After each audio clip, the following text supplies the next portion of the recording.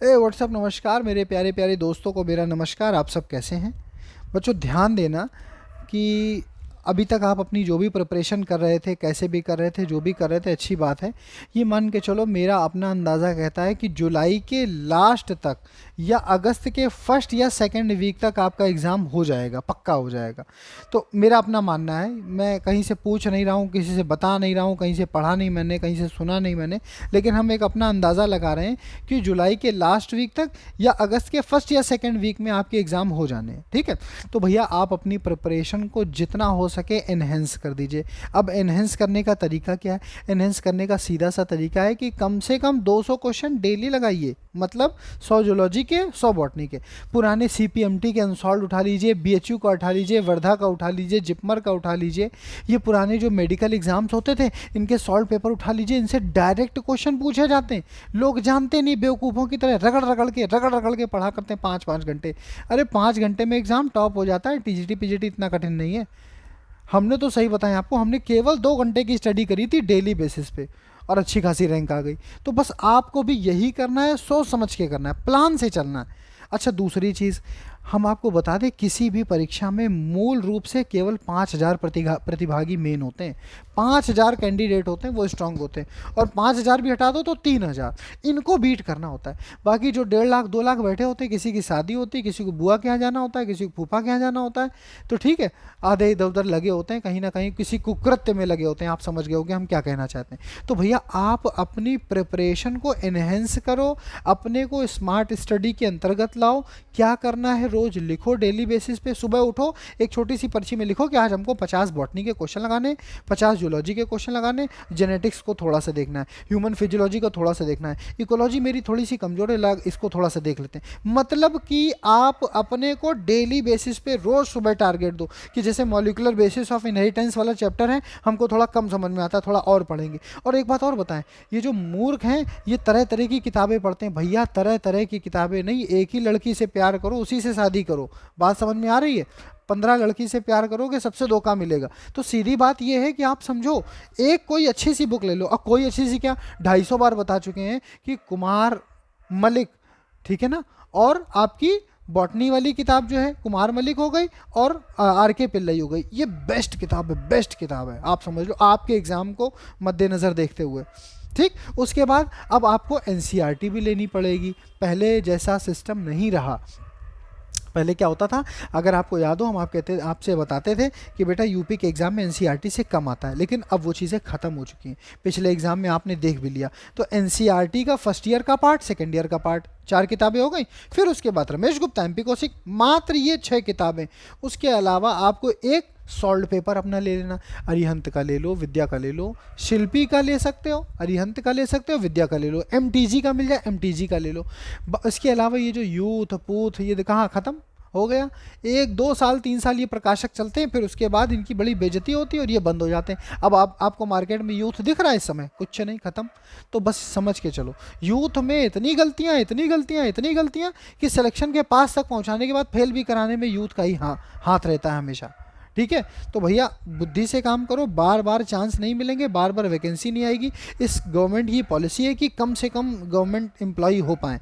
आप जान ही रहे हो, देख ही रहे हो, समझ रहे हो ना। तो ये सैलरी को बढ़ाते हैं, ना ये ट्रांसफ़र करते हैं, ना ये प्रमोशन करते हैं। तो सारी चीज़ें तो आपको क्लियर है। फिर भी आप अपनी वही घिसी पिटी मेंढक वाली पद्धति में रहोगे तो आप कभी भी सफल नहीं हो पाओगे। ये तो थी ज्ञान की बातें। अब आते हैं काम की बात पे कि फर्स्ट ईयर का बायोलॉजी का जो पार्ट है, उसमें जब बायोलॉजिकल क्लासिफिकेशन वाला चैप्टर हम पढ़ते हैं तो उसमें ज़्यादा से ज़्यादा इनके क्वेश्चन वी टेकर के अराउंड रहते हैं। तो 1 मिनट के अंदर वी टेकर को ख़त्म कर लेते हैं, उसमें कौन सी बड़ी आफत। भैया अमेरिका के थे, 5 किंगडम क्लासिफिकेशन दिया था, 1969 में दिया था। 5 क्राइटेरिया बनाए थे। इनके क्लासिफिकेशन के जो सिस्टम है उसको हम कहते हैं फाइलोजेनेटिक क्लासिफिकेशन सिस्टम। अच्छा, जो 5 क्राइटेरिया थे उसमें मेन क्या था? Complexity of cell structure. अब पूछोगे सर ये कॉम्प्लेक्सिटी ऑफ सेल स्ट्रक्चर क्या है? मतलब कि बॉडी ऑर्गेनाइजेशन क्या है। बॉडी ऑर्गेनाइजेशन का मतलब है प्रोकैरियोटिक है कि यूकैरियोटिक है, बात समझना। फिर कॉम्प्लेक्सिटी ऑफ बॉडी स्ट्रक्चर है, ध्यान देना, छोटी छोटी बात है, नहीं तो समझ नहीं पाओगे। जब कॉम्प्लेक्सिटी ऑफ बॉडी स्ट्रक्चर की बात की जाए तो इसका मतलब आपसे पूछ रहा है कि यूनिसेल्यूलर है कि क्या पूछ रहा है, यूनिसेल्यूलर है कि मल्टी सेल्यूलर। अब मोड ऑफ न्यूट्रिशन ये तो सभी जानते हैं, होलोजोइक, होलोफाइटिक, ऑटोट्रॉफिक, ये सब इस मतलब न्यूट्रिशन के बिहाफ पर डिवाइड किया। फिर इकोलॉजिकल लाइफ स्टाइल, आप पूछोगे इकोलॉजिकल लाइफ स्टाइल क्या होता है, मतलब कि प्रोड्यूसर है कि डिकम्पोजर है कि कंज्यूमर है। अगर आपको याद हो तो प्रोड्यूसर को इन्होंने किस में रखा, प्लांटी में। बच्चों याद है ना, प्रोड्यूसर को किस में रखा है इन्होंने, प्लांटी में। ध्यान से सुनना, एक एक चीज़ जहाँ फंसोगे वहीं गड़बड़ हो जाएगी। मतलब अब समझते चलो, डिकम्पोजर फंजाई में आ गया और कंज्यूमर आ गया एनिमेलिया में। चलो भाई आगे बढ़ते हैं। अब आ जाओ, उसके बाद थर्ड बात क्या थी कि ये क्या है बेटा, ये फाइलोज, ऊपर लिख दिया था लेकिन फिर भी लिख दिया हमने अलग से, फाइलोजेनेटिक रिलेशनशिप को बिहाफ रखते हुए उसके आधार पर इन्होंने इसको अलग किया। ठीक है, मतलब होता है क्या है, जैसे फंजाई को अलग कर दिया एकदम, फंजाई को इन्होंने अलग कर दिया। अब फंजाई को क्यों अलग कर दिया, क्योंकि उन्होंने पाया कि इसका किसी से कोई मैच ही नहीं होता, यानी कि फाइलोजेनेटिक रिलेशनशिप। ऊपर से देखा कि क्या क्या कैरेक्टर्स दिख रहे हैं, तो देखा फंजाई मिसमैच्ड है, बिल्कुल किसी से मैच नहीं, कहीं अंडर नहीं आ रही, तो उसको एक स्पेशल अलग स्पेस दे दिया कि भैया तुम फंजाई हो और तुम्हें अलग से रख देंगे। तो टोटल किन्होंने क्या क्या बना दिए, Monera, Protista, algae, fungi, Animalia. फिर से सुन लो, Monera, Protista, algae, fungi, Animalia. ध्यान से सुनना, सारे के सारे प्रोकैरियोट को इन्होंने किस में रखा, मोनेरा में। ये सब चीज़ें बाद में चेंज हुई हैं, लेकिन अभी हम केवल फोकस विटेकर पे करेंगे।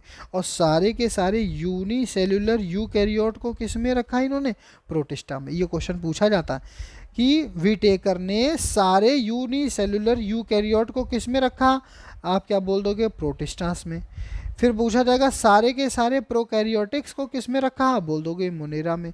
किसको उन्होंने एकदम अलग स्पेस दिया, आप बोलोगे फंजाई को। एनिमेलिया, एल्गी, प्लांटी, ये सब एक ही बात है। ठीक है, तो बस खत्म हो गया। देखो केवल 5 से 6 क्वेश्चन किसी भी टॉपिक से पूछे जाते हैं, कोई टॉपिक आप उठा लो, कोई टॉपिक, केवल वही 5 से 6 क्वेश्चन पूछे जाते हैं। लेकिन होता क्या है, हम समझ नहीं पाते और हम घंटों उन चीज़ों को पढ़ा करते हैं, हम घंटों उन चीज़ों को पढ़ा करते हैं, लेकिन उनकी कोई ज़रूरत नहीं, कतई कोई ज़रूरत नहीं। हम इसीलिए आपसे कहते हैं स्मार्ट स्टडी के अंतर्गत आइए, अपनी पढ़ाई में रफ्तार लाइए, स्पीड लाइए और एक्यूरेसी लाइए। एक बार पढ़ लिया तो वो आपको याद हो जाना चाहिए। ये नहीं कि घंटा भर पढ़ा, उसके बाद आधे घंटे बाद किसी ने पूछ लिया कि भैया ये बताओ ये क्या पढ़ा था, तो फिर वैसे ही मुंह फैला के खड़े हो गए कि समझ नहीं आ रहा, ऐसे पढ़ा तो था, याद तो बहुत करते हैं, याद नहीं होता। अरे मूर्ख हो क्या यार, याद करने का तरीका क्या है, एक बार अगर आप थॉरोली पढ़ लोगे, नहीं याद हो पाता तो कॉपी पेन लेके बैठो, 10 रुपया की रफ कॉपी ले लो, 10 रुपया का पेन ले लो, उसमें बार बार लिख लिख के प्रैक्टिस करो। उसका एक फ़ायदा ये होता है, हालांकि इससे तो इंटरव्यू हटा दिया गया है, लेकिन कभी भी केंद्रीय विद्यालय, नवोदय विद्यालय के जब इंटरव्यू देने जाओगे तो जो आपने रिटन अपने लिखे होंगे उनका बड़ा बेनिफिट मिलता है। जो आपने खुद अपने रिटन क्वेश्चन लिखे हैं उस शीट को उठा के देखोगे तो आपको बड़ा कॉन्फिडेंस आएगा और याद रहेगा सबका सब। उंगलियां भी याद करती हैं, जैसे दिमाग याद करता है वैसे उंगलियां भी याद करती हैं। ठीक है, तो भैया आपको अच्छा लगा होगा, समझ में भी आया होगा, तो ज़्यादा से ज़्यादा इस वीडियो को शेयर करना, सपोर्ट करना, देखना और अपनी पढ़ाई करना, बस सीधी बात।